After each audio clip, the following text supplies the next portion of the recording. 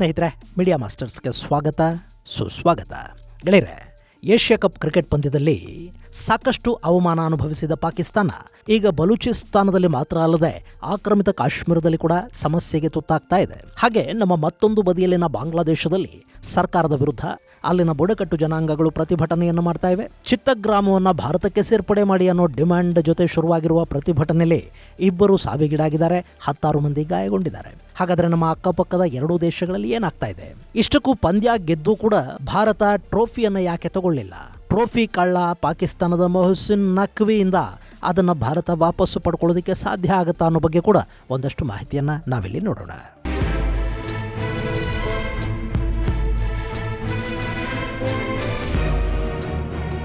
ಗೆಳೆಯರೆ, ಸಾಮಾನ್ಯವಾಗಿ ಭಾರತ ಮತ್ತು ಪಾಕಿಸ್ತಾನದ ನಡುವಿನ ಕ್ರಿಕೆಟ್ ಮ್ಯಾಚ್ ಅಂದರೆ ಅದು ತುಂಬ ರೋಚಕವಾಗಿರುತ್ತೆ. ಆದರೆ ಈ ಬಾರಿ ಅದು ಇನ್ನೂ ಸ್ವಲ್ಪ ಡ್ರಾಮಾಟಿಕ್ ಆಗಿ ಕೂಡ ಬದಲಾಯಿತು. ಇಲ್ಲಿ ಭಾರತ ಪಾಕಿಸ್ತಾನದ ಜೊತೆ ಕ್ರಿಕೆಟನ್ನು ಯಾಕೆ ಆಡಬೇಕು ಅನ್ನೋ ಪ್ರಶ್ನೆ ಹುಟ್ಟುತ್ತಾದ್ರೂ ಅದೇನೋ ICC ರೂಲ್ ಇದೆ, ಯಾವುದೇ ಟೀಮು ನಾವು ಮತ್ತೊಂದು ಟೀಮ್ ಜೊತೆ ಆಡೋದಿಲ್ಲ ಅಂತ ನಿರಾಕರಿಸೋ ಹಾಗಿಲ್ಲ ಅಂತೆಲ್ಲ ಒಂದಷ್ಟು ಸಮರ್ಥನೆಗಳನ್ನು ಕೊಟ್ಕೊಳ್ಳಾಯಿತು. ಆದರೆ ಆಡಿದ ಅಷ್ಟೂ ಮ್ಯಾಚುಗಳಲ್ಲಿ ಭಾರತ ಸಾಧ್ಯವಾದಷ್ಟು ಪಾಕಿಸ್ತಾನಕ್ಕೆ ಪಾಠ ಕಲಿಸ್ತಲೇ ಹೋಯಿತು. ಅವರನ್ನು ಸೋಲಿಸಿದ್ದು ಮಾತ್ರ ಅಲ್ಲ, ಅವರ ಚೇಷ್ಟೆಗಳಿಗೆ ಅವರದ್ದೇ ಸ್ಟೈಲಲ್ಲಿ ಉತ್ತರ ಕೊಡ್ತಾ ಹೋಗಿದ್ದು, ಟಾಸ್ ಆದಮೇಲೆ ಹ್ಯಾಂಡ್ ಶೇಕ್ ಮಾಡೋದಿಲ್ಲ ಅಂತ ಹೇಳಿದ್ದು, ಇದೆಲ್ಲ ಒಂದಷ್ಟು ಜನಕ್ಕೆ ಮಜಾನೂ ಕೊಡ್ತಾ ಇತ್ತು. ಹಾಗೆ ಫೈನಲ್ ಗೆದ್ದ ಮೇಲೆ ಭಾರತದ ತಂಡ ಟ್ರೋಫಿ ತಗೊಳ್ಳೋದಕ್ಕೆ ನಿರಾಕರಿಸಿತು. ಅದಕ್ಕೆ ಕಾರಣ ಆ ಟ್ರೋಫಿಯನ್ನು ಪಾಕಿಸ್ತಾನದ ಗೃಹ ಸಚಿವ ಹಾಗೂ ಏಷ್ಯನ್ ಕ್ರಿಕೆಟ್ ಕೌನ್ಸಿಲ್ನ ಅಧ್ಯಕ್ಷ ಮೊಹಸಿನ್ ನಖ್ವಿ ಕೈಯಲ್ಲಿ ಇಸ್ಕೋಬೇಕಾಗತ್ತೆ ಅನ್ನೋದು. ನಾವು ಅವನ ಕೈಯಲ್ಲಿ ಟ್ರೋಫಿ ತಗೊಳ್ಳೋದಿಲ್ಲ ಅನ್ನೋದನ್ನ ಭಾರತ ಮೊದಲೇ ತಿಳಿಸಿತ್ತು. ಆದರೂ ಆತ ಸ್ಟೇಡಿಯಂಗೆ ಬಂದು ಟ್ರೋಫಿ ಕೊಡೋ ಜಾಗದಲ್ಲಿ ಅಲ್ಲಾಡದೆ ನಿಂತಿದ್ದ. ಅವನ ಕೈಯಲ್ಲಿ ನಾವು ಯಾವುದೇ ಕಾರಣಕ್ಕೂ ಟ್ರೋಫಿ ಇಸ್ಕೊಳ್ಳೋದಿಲ್ಲ. ಬೇಕಿದ್ರೆ UAE ಕ್ರಿಕೆಟ್ ಕೌನ್ಸಿಲ್ನ ಪ್ರೆಸಿಡೆಂಟ್ ಇದ್ದಾರೆ, ಅವ್ರ ಕೈಯಲ್ಲಿ ಟ್ರೋಫಿ ತಗೊಳ್ಳೋದಕ್ಕೆ ನಮಗೇನು ಸಮಸ್ಯೆ ಇಲ್ಲ. ಈ ನಖ್ವೀದ್ ನೋಡಿ, ಇವನ ಕೈಯಲ್ಲಿ ಯಾವುದೇ ಕಾರಣಕ್ಕೂ ನಾವು ಟ್ರೋಫಿ ಇಸ್ಕೊಳ್ಳೋದಿಲ್ಲ ಅಂತ ಭಾರತದ ತಂಡ ಮೊದಲೇ ತಿಳಿಸಿತ್ತು. ಆದರೂ ಅವನಲ್ಲಿ ಬಂದು ನಿಂತ್ಕೊಂಡ. ಇವರು ಆರಾಮಾಗಿ ಲಾನಲ್ಲಿ ಆಟ ಆಡ್ತಾ ವಿಡಿಯೋಗಳನ್ನು ಮಾಡ್ಕೋತಾ ಟೈಮ್ ಪಾಸ್ ಮಾಡಿದರೆ ಹೊರತು ಟ್ರೋಫಿ ಕೊಡೋ ಕಾರ್ಯಕ್ರಮಕ್ಕೆ ಹೋಗಲಿಲ್ಲ. ಅಲ್ಲ, ಆತ ಏಷ್ಯನ್ ಕ್ರಿಕೆಟ್ ಕೌನ್ಸಿಲ್ನ ಚೇರ್ಮನ್ನು ಅಂದ ಮೇಲೆ ಅವನ ಕೈಯಲ್ಲಿ ಒಂದು ಕಪ್ ಇಸ್ಕೊಳ್ಳೋದಕ್ಕೆ ಸಮಸ್ಯೆ ಏನು? ಗೆಳೆಯರಲ್ಲಿ ನಖ್ವಿ ಏಷ್ಯನ್ ಕ್ರಿಕೆಟ್ ಕೌನ್ಸಿಲ್ನ ಚೇರ್ಮನ್ ಅನ್ನೋ ಘನತೆಯನ್ನು ಮೊದಲಿಂದಲೂ ಉಳಿಸ್ಕೊಳ್ಳಿಲ್ಲ. 2ನೇ ಮ್ಯಾಚಲ್ಲಿ ಶೇಕ್ ಹ್ಯಾಂಡ್ ವಿವಾದನ ಇಟ್ಕೊಂಡು ಮ್ಯಾಚ್ ಶುರುವಾಗೋದೇ ಸ್ವಲ್ಪ ತಡವಾಗೋ ಹಾಗೆ ನೋಡ್ಕೊಂಡ. ICCಯನ್ನು ಬ್ಲಾಕ್ ಮೇಲ್ ಮಾಡೋದಕ್ಕೆ ಟ್ರೈ ಮಾಡ್ದ. ಇನ್ನು ಫೈನಲ್ಸ್ ನಡೆಯುವಾಗ ಇವನ ಚಿಲ್ಲರೆ ಟ್ವೀಟ್ಗಳು ಶುರುವಾಗಿದ್ದು, ಫುಟ್ಬಾಲ್ ಆಟಗಾರನ ಹಳೆಯ ಫೋಟೋ ಒಂದನ್ನು ಟ್ವೀಟ್ ಮಾಡಿ ಪಾಕಿಸ್ತಾನದ ಅದೇ ಕಿತ್ ಹೋದ ಹಳೆ ಸುಳ್ಳಿದೆ ನೋಡಿ, ನಾವು ಭಾರತದ ವಿಮಾನಗಳನ್ನು ಹೊಡೆದು ಹಾಕಿದ್ವಿ ಅನ್ನೋದು, ಅದನ್ನ ಸಿಂಬಲೈಸ್ ಮಾಡೋ ಪ್ರಯತ್ನವನ್ನು ಮಾಡ್ದ. ಪಾಕಿಸ್ತಾನದ ಆಟಗಾರರಿಗೆ ಅಲ್ಲಿನ ವಾಯುಪಡೆಯ ಯೋಧರ ಕಾಸ್ಟ್ಯೂಮ್ ಅನ್ನ ಹಾಕಿದ್ದ AI ಫೋಟೋ ಒಂದನ್ನ ಟ್ವೀಟ್ ಮಾಡ್ದ. ಇದೆಲ್ಲ ಕೂಡ ಭಾರತವನ್ನ, ಭಾರತದ ಟೀಮನ್ನ, ಭಾರತೀಯರನ್ನ ಪ್ರವೋಕ್ ಮಾಡೋ ಪ್ರಯತ್ನದ ಭಾಗ ಆಗಿತ್ತು. ಅವನು ಏಷ್ಯನ್ ಬೋರ್ಡ್ ಅಧ್ಯಕ್ಷ ಆದರೆ ಆ ಘನತೆಯನ್ನು ಉಳಿಸ್ಕೋಬೇಕು. ಆದರೆ ಅವನು ಪಾಕಿಸ್ತಾನಿ ಥರ ಆಡಿದ್ದಿದೆಯಲ್ಲ, ಅದನ್ನು ಭಾರತದ ತಂಡ ಸಹಿಸಿಕೊಳ್ಳಿಲ್ಲ. ಹೀಗಾಗಿ ನಾವು ಅವನ ಕೈಲಿ ಟ್ರೋಫಿ ತಗೊಳ್ಳೋದಿಲ್ಲ ಅಂತ ಹೇಳಿದ್ರು. ಇನ್ನು ಅವನು ಎಂಥ ಲಜ್ಜೆಗೆಟ್ಟು ಮನುಷ್ಯ ಅಂದರೆ, ಆ ಟ್ರೋಫಿನ ತಂಡ ಸ್ವೀಕರಿಸಲಿಲ್ಲ ಅಂದರೆ ಏಷ್ಯನ್ ಕ್ರಿಕೆಟ್ ಕೌನ್ಸಿಲ್ನ ಕಚೇರಿಯಲ್ಲಿ ಅದನ್ನು ಇಡಬೇಕು. ಯಾಕೆಂದರೆ ಆ ಟೂರ್ನಮೆಂಟನ್ನು ಆಯೋಜನೆ ಮಾಡಿದ್ದು ಕ್ರಿಕೆಟ್ ಕೌನ್ಸಿಲ್ಲು. ಆದರೆ ಈ ಪಾಕಿಗಳು ಚಿಂದಿಯಾಯೋ ಬುದ್ಧಿನ ಎಲ್ಲಿ ಬಿಡ್ತಾರೆ? ಅವನು ಟ್ರೋಫಿ ಕದ್ಕೊಂಡು ಮನೆಗೆ ಹೋಗಿದ್ದಾನೆ. ಭಾರತದ ಜೊತೆ ಯುದ್ಧ ಗೆದ್ವಿ ಅಂತ ಹೇಳ್ಕೊತಾರಲ್ಲ, ಹಾಗೆ ನಾಳೆ ಈ ಟ್ರೋಫಿನ ತೋರಿಸ್ಕೊಂಡು ಭಾರತದ ಜೊತೆ ಏಷ್ಯಾ ಕಪ್ ಕ್ರಿಕೆಟನ್ನು ನಾವೇ ಗೆದ್ವಿ ಅಂತ ಇವರು ಹೇಳ್ಕೊಂಡ್ರು ಆಶ್ಚರ್ಯ ಏನು ಪಡಬೇಕಿಲ್ಲ. ಇನ್ನು ಹಾಗೆ ಟ್ರೋಫಿನ ಯಾವನೂ ತಗೊಂಡು ಹೋಗೋದಕ್ಕೆ ಬರೋದಿಲ್ಲ. ಈ ಬಗ್ಗೆ ಅಕ್ಟೋಬರಲ್ಲಿ ನಡೆಯೋ ICC ಮೀಟಿಂಗಲ್ಲಿ ಇಡ್ತೀವಿ, ಅದನ್ನು ಅವರು ಭಾರತಕ್ಕೆ ಮರ್ಯಾದೆಯಿಂದ ಒಪ್ಪಿಸಬೇಕಾಗತ್ತೆ. ಖಂಡಿತ ಒಪ್ಪಿಸ್ತಾರೆ ಅಂತ BCCI ಹೇಳಿದೆ. ಇನ್ನು ಕ್ರಿಕೆಟ್ ಅನ್ನೋದು ಒಂದು ಆಟ, ಅದರ ಜೊತೆಗೆ ಅಲ್ಲಿ ಅಪರಿಮಿತ ದುಡ್ಡಿದೆ. ಅದರಲ್ಲೂ ಭಾರತ ಮತ್ತು ಪಾಕಿಸ್ತಾನದ ತಂಡಗಳಾಡಿದರೆ ಇನ್ನೂ ಹೆಚ್ಚಿನ ಆದಾಯ ಕ್ರಿಕೆಟ್ ಕೌನ್ಸಿಲ್ಗೆ ಬರುತ್ತೆ. ಹೀಗಾಗಿ ಅಲ್ಲೊಂದಷ್ಟು ಡ್ರಾಮಾಗಳು, ರೋಚಕತೆಯ ಸೃಷ್ಟಿಗಳು ಇವೆಲ್ಲ ಇದ್ದೇ ಇರುತ್ತವೆ. ಇದೆಲ್ಲದರ ನಡುವೆಯೂ ನನ್ನ ಇಡೀ ಏಷ್ಯಾ ಕಪ್ ಸಂಭಾವನೆಯನ್ನ ಭಾರತೀಯ ಯೋಧರಿಗೆ ಮತ್ತು ಪಹಲ್ಗಾಂವಲ್ಲಿ ಮಾಡಿದ ಸಂತ್ರಸ್ತರ ಕುಟುಂಬಗಳಿಗೆ ಕೊಡ್ತೀನಿ ಅಂತ ಭಾರತ ತಂಡದ ನಾಯಕ ಸೂರ್ಯಕುಮಾರ್ ಯಾದವ್ ಹೇಳಿರೋದು ನಿಜಕ್ಕೂ ಪ್ರಶಂಸನಾರ್ಹ ಮಾತು. ಅವರದನ್ನು ಕಾರ್ಯರೂಪಕ್ಕೆ ತರಲಿ.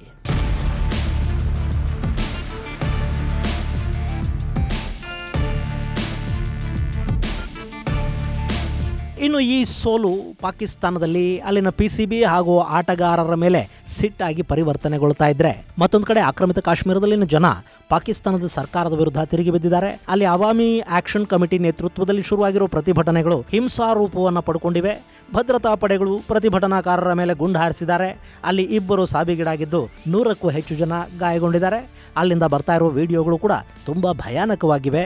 ಪಾಕಿಸ್ತಾನಿ ಸೈನಿಕನೊಬ್ಬನನ್ನ ಹಿಡ್ಕೊಂಡು ಜನ ಬಡಿತಾ ಇರೋ ವಿಡಿಯೋಗಳು ಬಂದಿವೆ, ಗೋಲಿಬಾರ್ ವಿಡಿಯೋಗಳು ಬಂದಿವೆ. ಹಾಗೆ ಪಾಕಿಸ್ತಾನದ 15ಕ್ಕೂ ಹೆಚ್ಚು ಸೈನಿಕರು, 20ಕ್ಕೂ ಹೆಚ್ಚು ಪೊಲೀಸರು ಗಾಯಗೊಂಡಿದ್ದಾರೆ ಅಂತ ಅಲ್ಲಿನ ಸರ್ಕಾರ ಹೇಳ್ಕೊಂಡಿದೆ.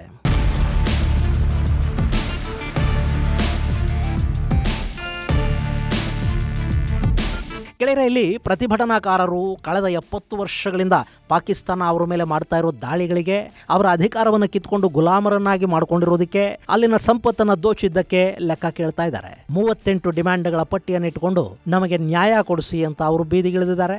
ಮುಜಫರಾಬಾದ್, ಮೀರ್ಪುರ, ಕೋಟ್ಲಿ ಹೀಗೆ ಆಕ್ರಮಿತ ಕಾಶ್ಮೀರದಾದ್ಯಂತ ಪ್ರತಿಭಟನೆಗಳು ನಡೀತಾ ಇವೆ. ಅವಾಮಿ ಆಕ್ಷನ್ ಕಮಿಟಿಯ ನಾಯಕ ಶೌಕತ್ ಅಲಿ ಮೀರ್ ನೇತೃತ್ವದಲ್ಲಿ ನಡೀತಿರೋ ಪ್ರತಿಭಟನೆಗಳಲ್ಲಿ ಪಾಕಿಸ್ತಾನದಿಂದ ನಮಗೆ ಸ್ವಾತಂತ್ರ್ಯ ಬೇಕು ಅಂತ ಜನ ಕೇಳ್ತಾ ಇದ್ದಾರೆ. ಆಕ್ರಮಿತ ಕಾಶ್ಮೀರದಲ್ಲಿ ಪಾಕಿಸ್ತಾನದ ಸೇನೆಯ ಹಸ್ತಕ್ಷೇಪ ಕಡಿಮೆ ಆಗಬೇಕು, ಸೇನೆಯನ್ನ ಇಲ್ಲಿಂದ ಹಿಂದಕ್ಕೆ ಕರೆಸ್ಕೋಬೇಕು, ಸ್ವಾಯತ್ತತೆಯನ್ನ ಪಾಕಿಸ್ತಾನ ಕೊಡಬೇಕು, ನಮ್ಮ ಆಡಳಿತವನ್ನು ನಾವೇ ನಡೆಸ್ಕೊಳ್ಳೋ ಹಾಗಾಗಬೇಕು, ನಮಗೆ ಪಾಕಿಸ್ತಾನದ ಆಡಳಿತ ಯಾವುದೇ ಕಾರಣಕ್ಕೂ ಬೇಕಿಲ್ಲ. ಹಾಗೆ ಆಕ್ರಮಿತ ಕಾಶ್ಮೀರದ ಅಸೆಂಬ್ಲಿ ಅಂದರೆ ಅಲ್ಲಿನ ಪಾರ್ಲಿಮೆಂಟ್ಗೆ ಪಾಕಿಸ್ತಾನದಲ್ಲಿರೋ ರೆಫ್ಯೂಜಿಗಳಿಗೆ ಕೊಟ್ಟಿರೋ ರಿಸರ್ವೇಷನ್ ಅನ್ನು ರದ್ದು ಮಾಡಬೇಕು ಅಂತ ಕೂಡ ಅವರು ಡಿಮ್ಯಾಂಡನ್ನು ಮಾಡಿದ್ದಾರೆ. ಗೆಳೆಯರೆ, ಆಕ್ರಮಿತ ಕಾಶ್ಮೀರ ಅನ್ನೋದು ಪಾಕಿಸ್ತಾನದ ಕೈಗೆ ಹೇಗೆ ಬಂತು ಅನ್ನೋದು ನಿಮಗೆ ಗೊತ್ತಿದೆ. ಈ ಭೂಭಾಗವನ್ನು ಅವರು ಆಜಾದ್ ಕಾಶ್ಮೀರ ಅಂತ ಕರೆದ್ರು. ಆ ಮೂಲಕ ಭಾರತದಲ್ಲಿನ ಕಾಶ್ಮೀರದ ಜನಕ್ಕೆ ಕೂಡ ಭಾರತದಿಂದ ಹೊರಬಂದು ಸ್ವತಂತ್ರ ಕಾಶ್ಮೀರವನ್ನು ಸೇರಿ ಅಂತ ಪ್ರವೋಕ್ ಮಾಡೋದಕ್ಕೆ ಶುರು ಮಾಡಿದರು. ಆದರೆ ಈ ಸುಳ್ಳುಗಳಿಗೆ ಹೆಚ್ಚು ಭವಿಷ್ಯ ಇರೋದಿಲ್ಲ. ಅಲ್ಲಿ ಹೀಗೆ ಆಕ್ರಮಿಸಿಕೊಂಡ ಕಾಶ್ಮೀರಕ್ಕೆ ಪಾಕಿಸ್ತಾನ ಒಂದು ಪ್ರಧಾನಿಯನ್ನ ನೇಮಕ ಮಾಡ್ತು. ಅಲ್ಲಿಗೊಂದು ಪಾರ್ಲಿಮೆಂಟ್ ಇದೆ. ಆದರೆ ಅಲ್ಲಿ ಯಾರು ಪ್ರಧಾನಿ ಆಗಬೇಕು ಅನ್ನೋದನ್ನ ಈ ಆಕ್ರಮಿತ ಕಾಶ್ಮೀರದ ಜನ ಅಲ್ಲ, ಬದಲಿಗೆ ಪಾಕಿಸ್ತಾನ ಡಿಸೈಡ್ ಮಾಡುತ್ತೆ. ಅದಕ್ಕಾಗಿ ರೆಫ್ಯೂಜಿ ಸೀಟ್ಸ್ ಅಂತ ಅವರು 12 ಸಂಸದ ಸ್ಥಾನಗಳನ್ನು ಮೀಸಲಿಟ್ಟಿದ್ದಾರೆ.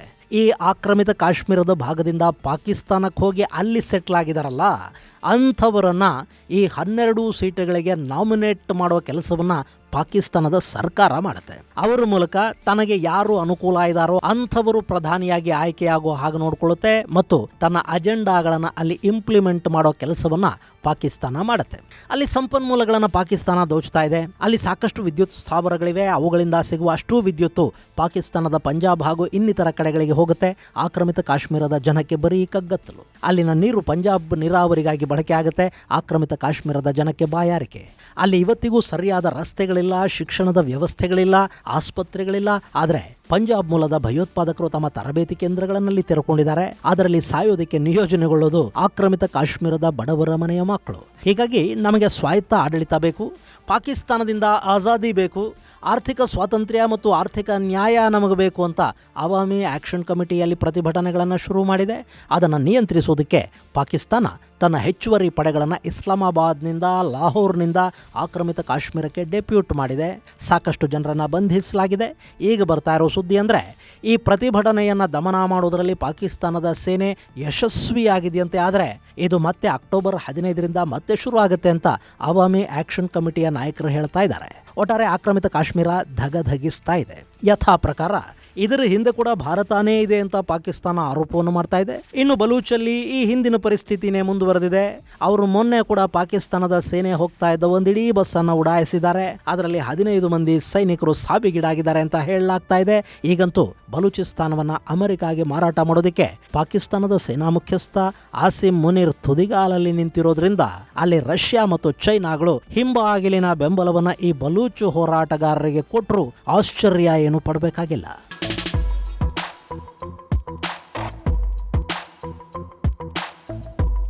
ಇನ್ನು ಪಾಕಿಸ್ತಾನದ ಹಣೆ ಬರಹ ಹಿಂಗಾದ್ರೆ ಬಾಂಗ್ಲಾದಲ್ಲಿ ಕೂಡ ಪರಿಸ್ಥಿತಿ ಚಿಂತಾಜನಕ ಆಗ್ತಾ ಇದೆ.